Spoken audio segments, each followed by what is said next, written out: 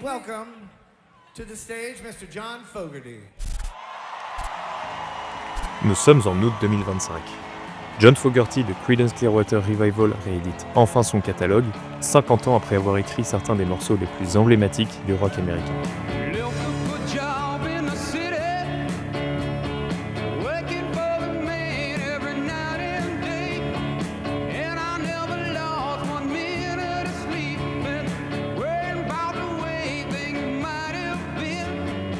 Autant de titres qui, dès leur sortie, à la fin des années 60, sont devenus des classiques instantanés et qui continuent aujourd'hui de traverser les générations.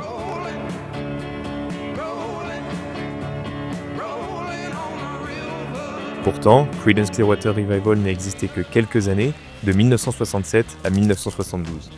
Mais en si peu de temps, le groupe est devenu un phénomène planétaire.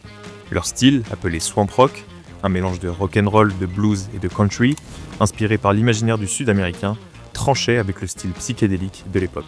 Court et efficace, il parlait au plus grand nombre et résonnait avec les bouleversements de son temps, la guerre du Vietnam et les contestations sociales. Au centre de ce son, il y avait une voix, celle de John Fogerty, une voix qui portait l'âme d'une Amérique tiraillée. Mais derrière le succès, les tensions étaient vives, rivalité entre musiciens, conflit fraternel avec son frère Tom. Mais surtout, un contrat qui allait priver Fogerty de la propriété de ses propres chansons, l'entraînant dans un enfer juridique épique. Nous allons revenir sur cette histoire, celle d'un groupe devenu légendaire puis brisé en plein vol.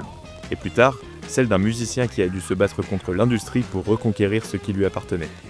Voici l'histoire de John Fogerty et à travers cet homme, celle de Creedence Clearwater Revival. Creedence Clearwater Revival naît officiellement en 1967, mais ses racines plongent plusieurs années plus tôt, au début des années 60, dans la banlieue ouvrière de San Francisco. Trois adolescents se retrouvent liés par une même passion, John Fogerty, son frère aîné Tom et Doug Clifford. Très vite, ils montent un groupe qu'ils baptisent The Blue Velvets. À cette époque, Tom Fogerty est la figure centrale. Il a quelques années de plus que John, chante et compose ses propres morceaux. C'est lui qui pousse le groupe à se produire dans des bals locaux, dans les fêtes de lycée et dans de petits clubs de la région.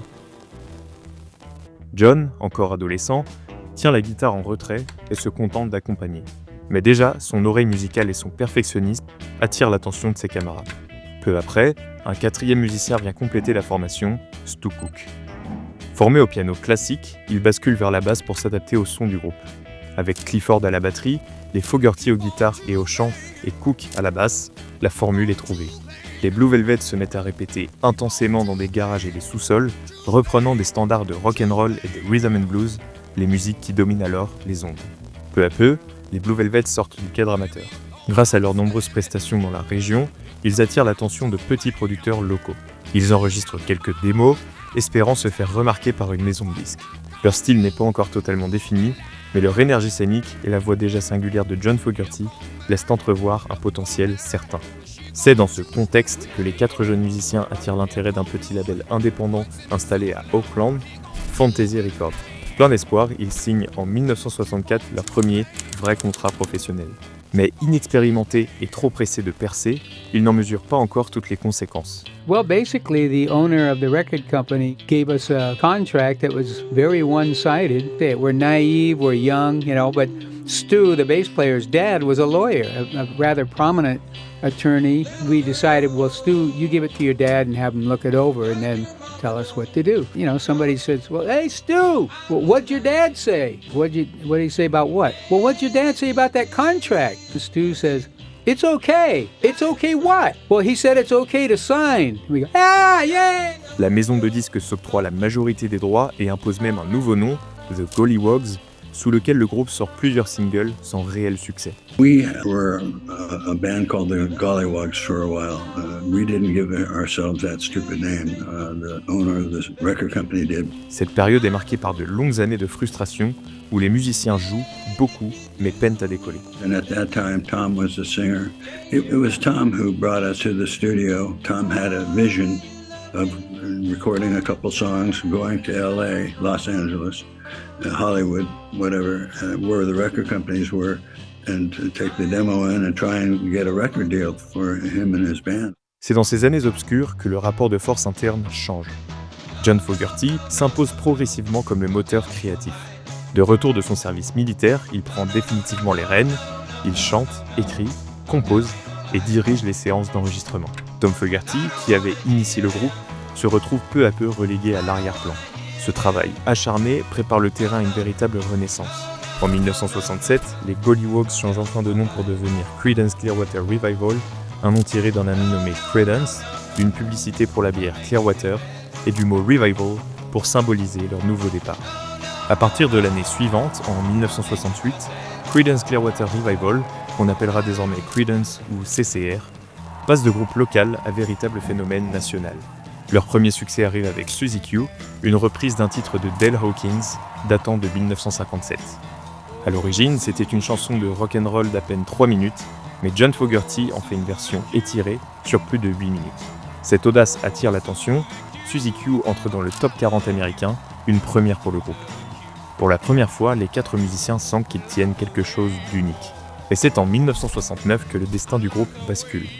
En 12 mois seulement, Creedence sort 3 albums. Un rythme effréné, presque inhumain, qui reflète à la fois l'urgence créative de John Fogerty et la volonté de capitaliser sur le succès naissant. 3 disques en un an, c'est une prouesse qui illustre l'exigence et l'endurance du groupe. Le premier de ces albums, Bayou Country, paraît en janvier 1969. Avec lui, Creedence impose définitivement son identité. Born on the Bayou ouvre le disque comme une déclaration d'intention, ce sera leur carte de visite.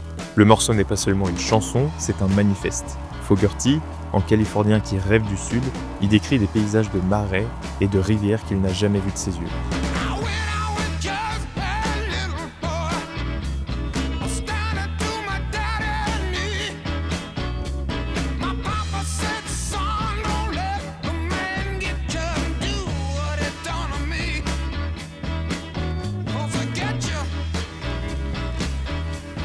Puis vient Proud Mary. Écrite en quelques heures, cette chanson évoque un bateau à vapeur descendant le Mississippi. Le titre grimpe rapidement dans les classements, atteignant la 2e place du Billboard. Dans les mois qui suivent, il devient un standard incontournable, repris par d'innombrables artistes dont la version énergique de Tina Turner marquera durablement les esprits.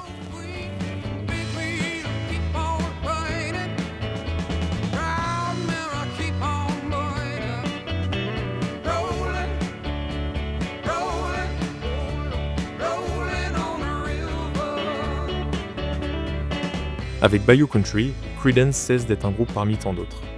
Ils deviennent une force dominante du rock américain, porteurs d'un son reconnaissable entre mille, capable de séduire aussi bien les amateurs de blues, de country, que le grand public. Après Bayou Country, Creedence ne s'arrête pas. Quelques mois plus tard, en août 1969, paraît Green River. Cet album marque un nouveau palier. Fogerty y affine encore son style, des morceaux courts, d'une efficacité redoutable, capables de passer en boucle sur les ondes. Le titre Bad Moon Rising illustre parfaitement ce point, une mélodie joyeuse et très efficace, car elle parle autant à la jeunesse qu'au reste de la population. La chanson devient un immense succès, porté par son refrain entêtant que tout le monde chante.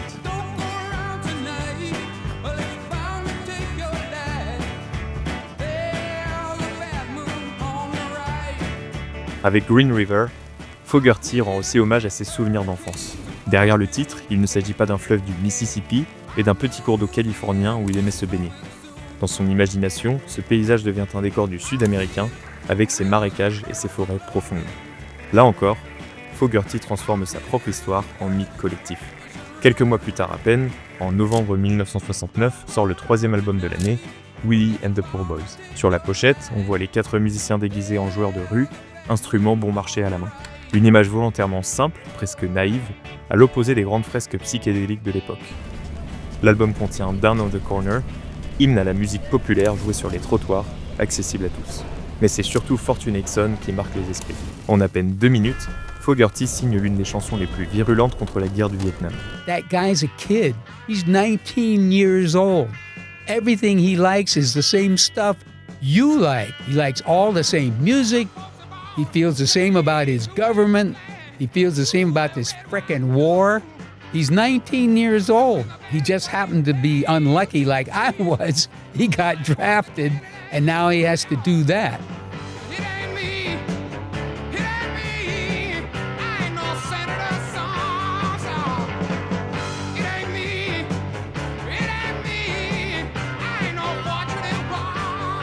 En une seule année, Creedence a sorti 3 disques majeurs, chacun remplis de tubes.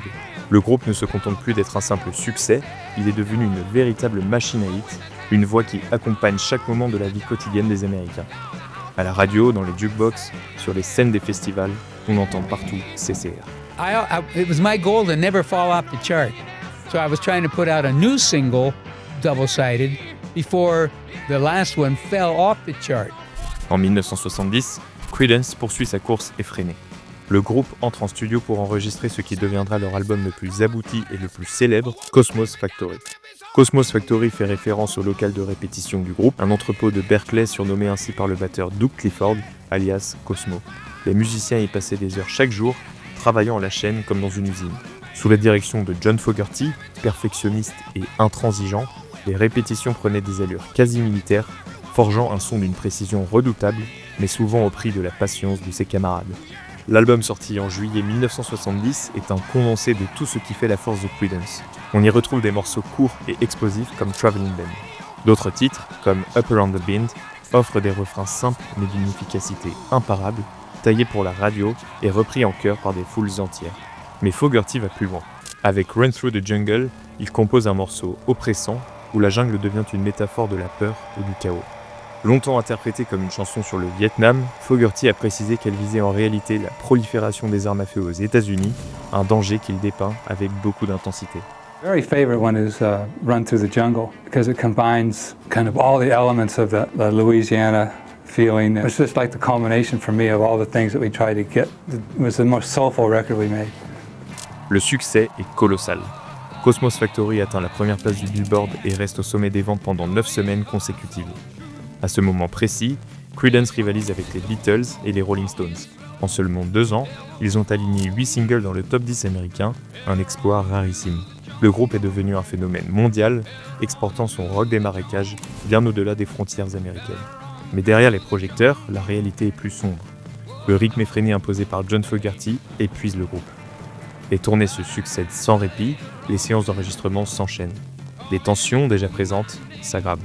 Tom Fogerty supporte de moins en moins l'ombre de son frère. Stu Cook et Doug Clifford, eux aussi, reprochent à John son autorité. Dans ce contexte, John Fogerty écrit notamment la chanson Have You Ever Seen the Rain, faisant référence à l'intégrité de son groupe qui commence à se dégrader. I literally wrote that song because my band was breaking up. I truly believe that it was after that meeting where everybody said they wanted to write their own songs and invent their own musical parts and sing those songs. I could just see the thing disintegrating from what we had been before. And that made me really sad. You know, we had achieved our highest dreams. I thought that we should be very happy. And so the metaphor to me was, so, you know, every once in a while in nature, you'll see a stunning blue sky with the sun out. And yet, because there's a cloud way over there that you can't see, but the atmosphere is blowing that rain over from that cloud and dropping it on you, you're in a sunny day, but it's raining on you.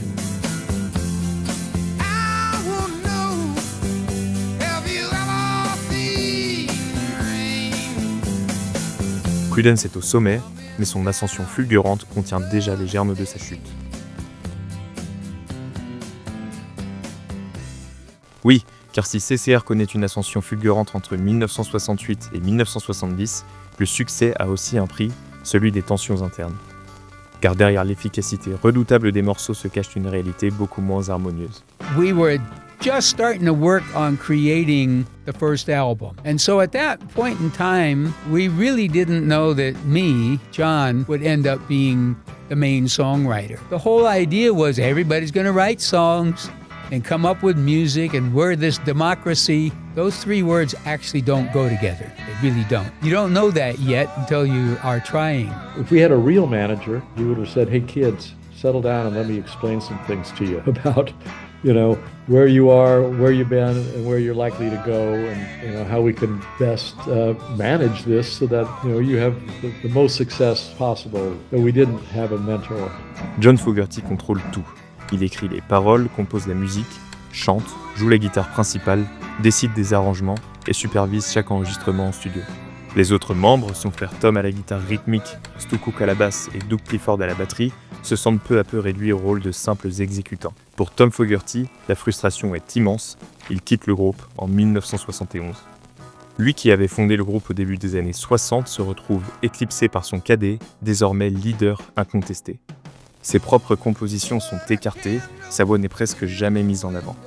You know, Tom was the first guy to leave the band, sort of like that was the first big crack in what had been a solid team since 1959. And he felt that he just didn't have any space in the band. You know, he was the original singer, and he turned it over to John because he felt John had a more rock and roll voice, what we needed at the time. Cook et Clifford, de leur côté, reprochent à John son autorité quasi dictatoriale et son refus d'ouvrir le processus créatif. It didn't come as a shock because he was treated very poorly. Tom was the guy that made us happen.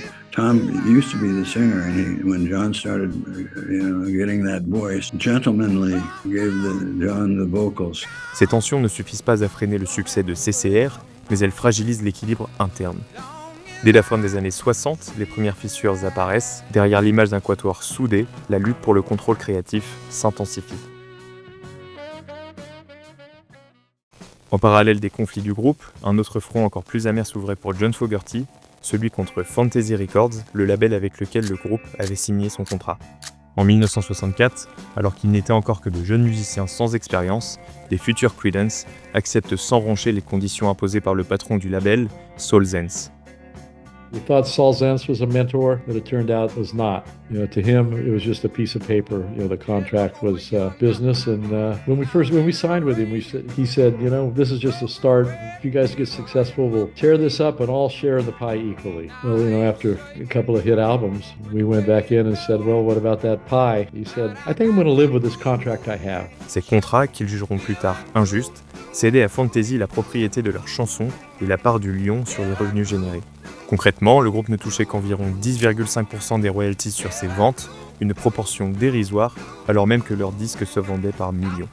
He would own all the songs in the future that I hadn't even written yet. Pour John Fogerty, qui écrivait et composait presque l'intégralité du répertoire, cette situation est un véritable crève-cœur.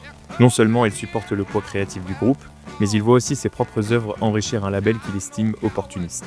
Plus tard, il qualifiera ce contrat de forme d'esclavage légal sans fin, un carcan contractuel qui allait empoisonner sa relation avec Fantasy pendant des décennies. Entre tensions financières et tensions internes, le groupe prend un vrai coup.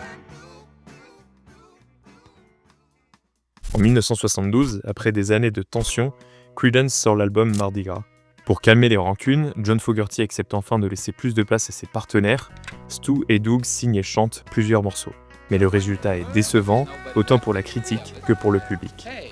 Les ventes sont en chute libre, les tensions atteignent leur paroxysme. And suddenly it all started to work, and I was writing songs and arranging them and singing them, and it was, going really good. And after 2 years of success that way, the guys decided they wanted to write songs and sing them. They were more jealous of what I was doing, the kind of, the attention I was getting, than being worried about what was the best music or the best record we could make. And it's kind of funny that I knew my brother because we had written some songs together, and I just felt that his writing hadn't grown. It's kind of old-fashioned. But the other two guys had never ever written a song, right? And it just looked at that situation, and that, in fact, I'd kind of been keeping it at bay, keeping them away from doing that, but I just figured it was career suicide. It would not be better for our band or our career, it'd be worse. But they were very, very insistent, and so this time I said, okay, if that's the only way we can stay together and keep going forward. Après l'échec critique et commercial du dernier album, Creedence Clearwater Revival se sépare. La rupture est définitive. Après seulement 5 années de gloire, le groupe s'arrête net. Chacun tente alors de suivre sa propre voie. Tom Fogerty se lance en solo. Il enregistre plusieurs disques sans jamais retrouver la notoriété de Creedence. Les tensions avec John ne s'apaiseront jamais vraiment, les deux frères s'ignorent pendant près de 20 ans. Ce n'est qu'en 1990, sur le lit de mort de Tom, qu'une réconciliation fragile a lieu entre eux. Tom décède la même année, à seulement 48 ans.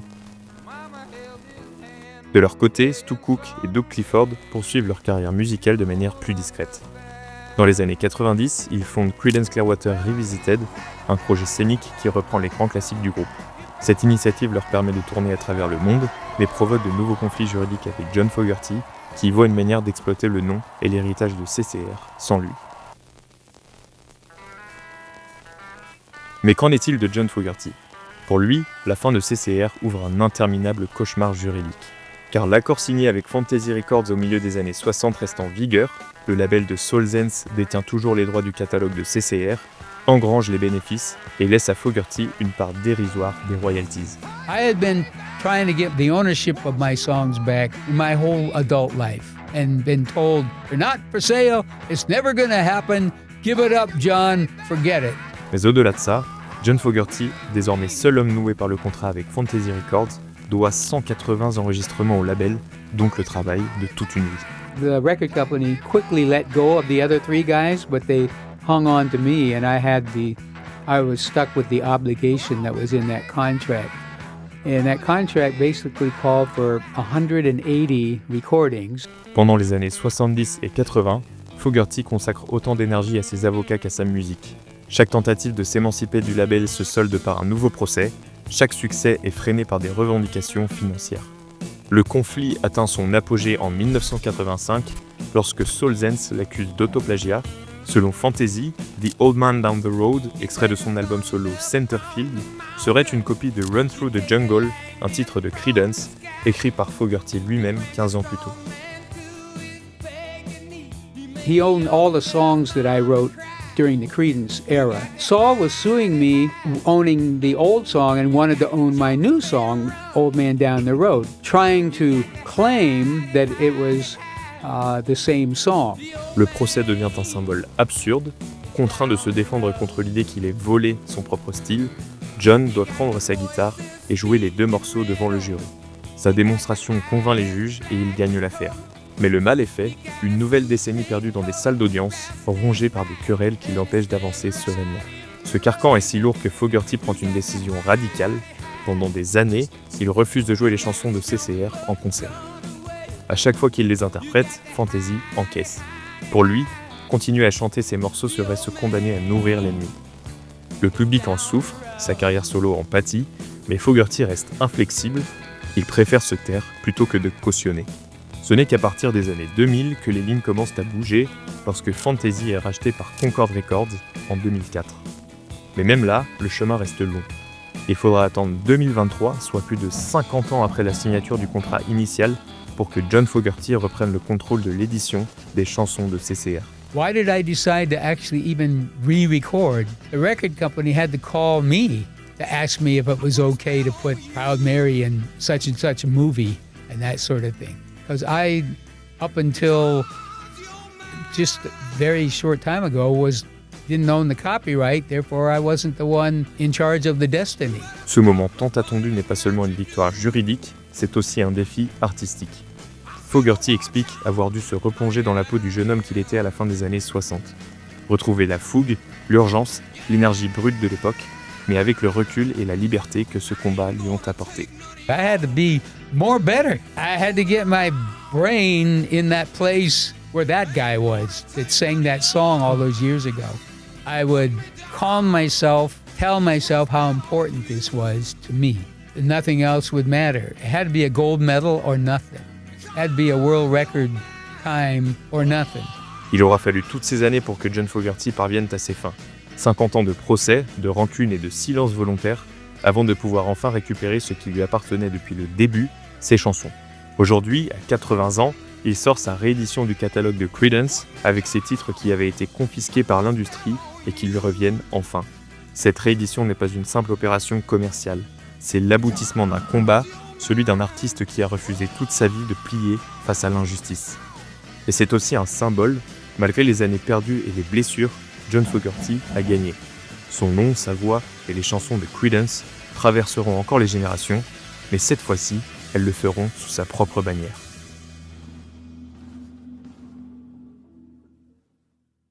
Cette vidéo est démonétisée à cause des droits d'auteur alors qu'elle représente des centaines d'heures de travail. Si tu veux soutenir la chaîne et permettre la création d'autres contenus comme celui-ci, tu peux le faire sur Tipeee ou via le bouton Rejoindre de YouTube. Les liens sont en description. Sinon, tu sais ce que tu peux faire pour nous soutenir. Merci infiniment à celles et ceux qui rendront ça possible.